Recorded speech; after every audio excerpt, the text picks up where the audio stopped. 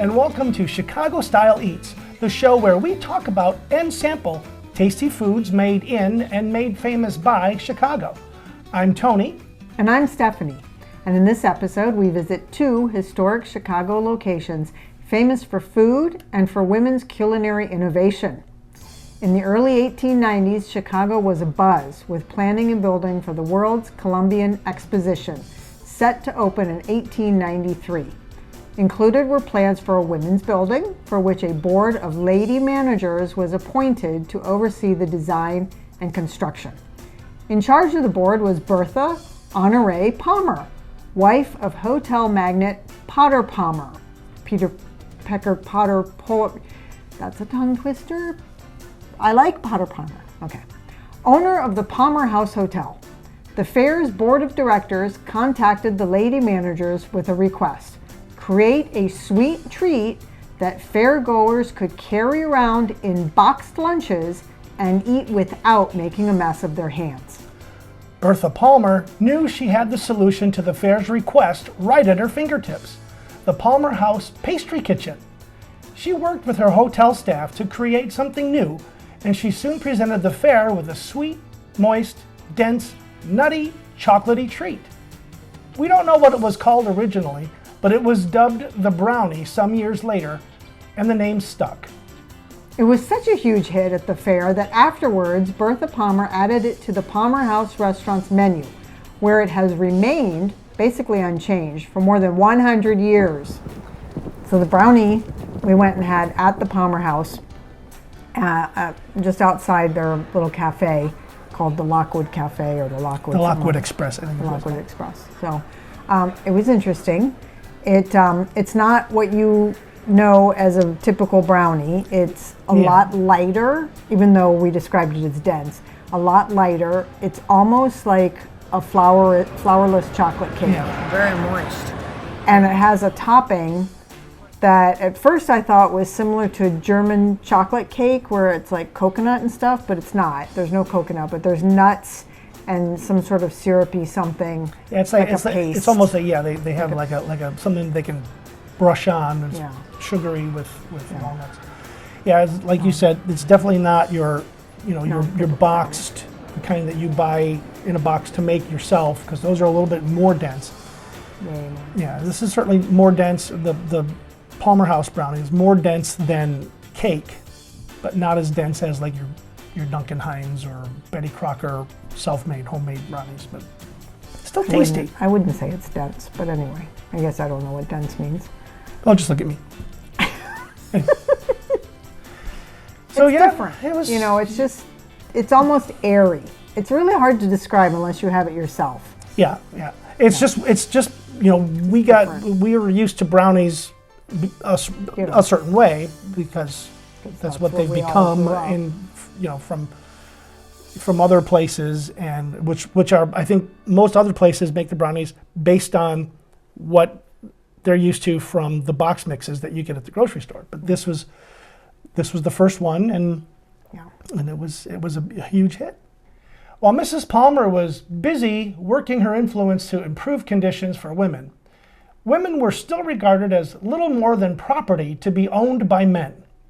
A woman was not allowed to socialize alone, or even with other women, unless she was escorted by a man, except, that is, at department stores, at that time one of the few domains of women.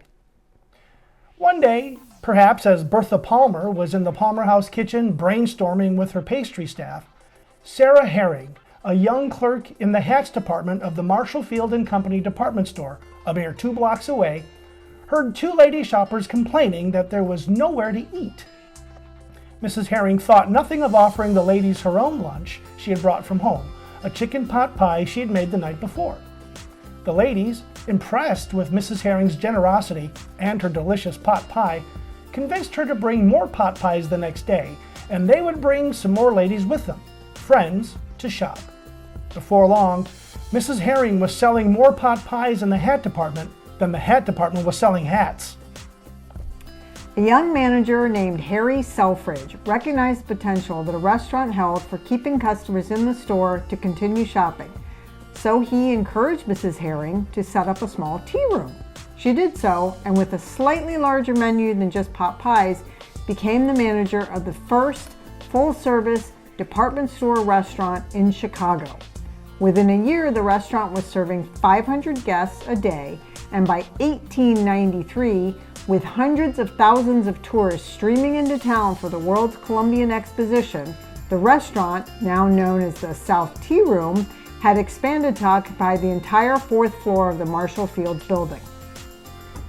More than 100 years later, after a few iterations, a few more name changes, a relocation to occupy the entire 7th floor, and a corporate takeover by Macy's department store chain, Mrs. Herring's little venture is now a 17,000 square foot enterprise known as the Walnut Room, and stands as the only full-service department store restaurant in Chicago, and the longest running department store restaurant in the United States.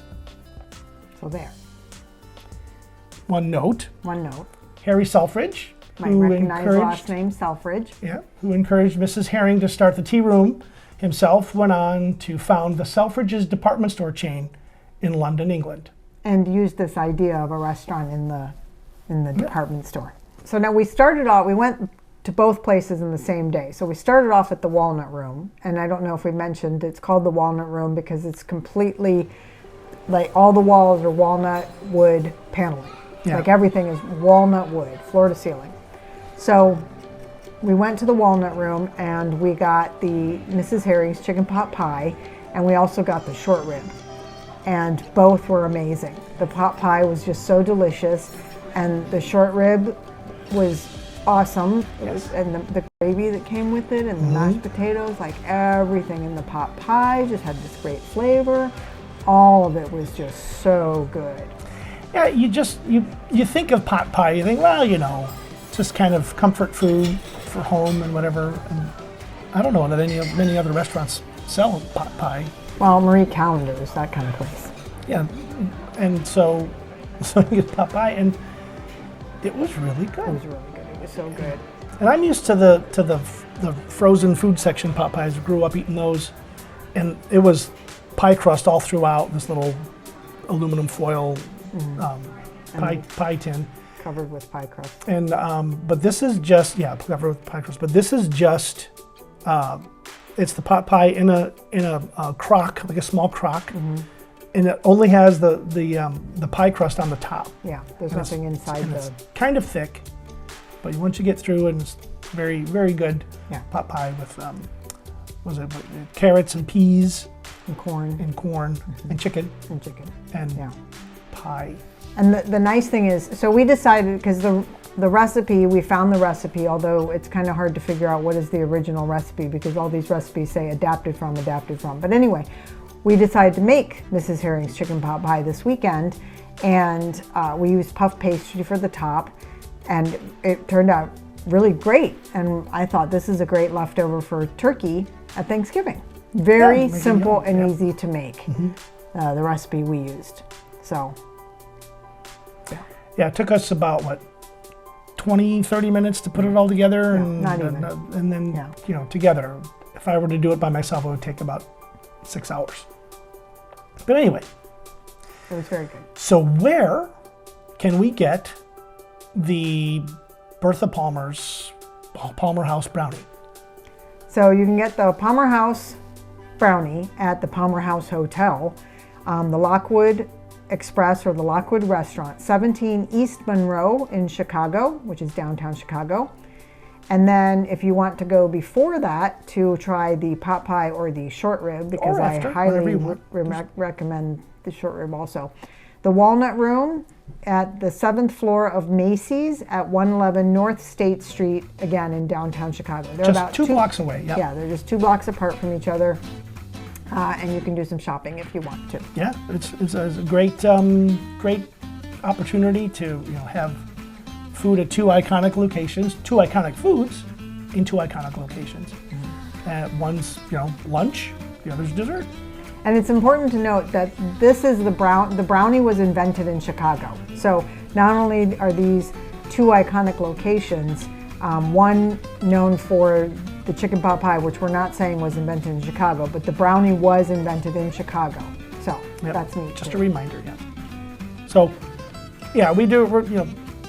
This season we're doing more than just Chicago foods. We're doing iconic Chicago locations, and we have 2 of them. We did a twofer. So head on downtown Chicago to the Palmer House restaurant or the Walnut Room at Macy's, and Enjoy! On the next Chicago Style Eats. In the 1940s, World War II rationing made bananas hard to come by. Thinking again, Dewar saw that vanilla was in abundant supply, so he substituted vanilla cream for the banana, and Hostess had an even bigger hit on their hands. Who knew?